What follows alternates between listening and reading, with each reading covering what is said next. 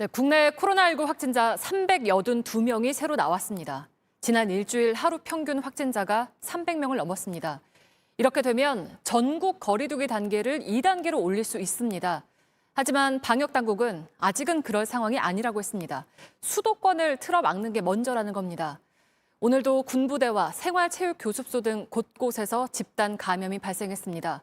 일주일 앞둔 수능이 특히 걱정이죠.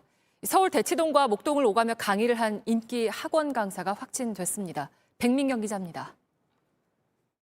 서울 강남의 한 대형 학원입니다. 수능이 코앞인데 어제 하루 문을 닫았습니다.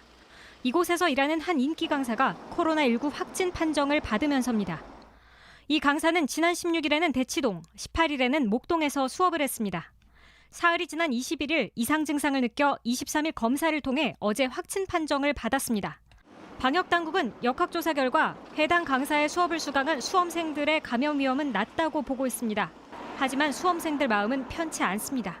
좀 자주 나오는 거 보니까 좀 체감이 되죠. 이제 내년에 수능 보는 거 아니냐, 계속 수능 미뤄지다가 이러다가 올해 뭐 못 갈 수도 있겠다 이런 얘기도 계속 하고.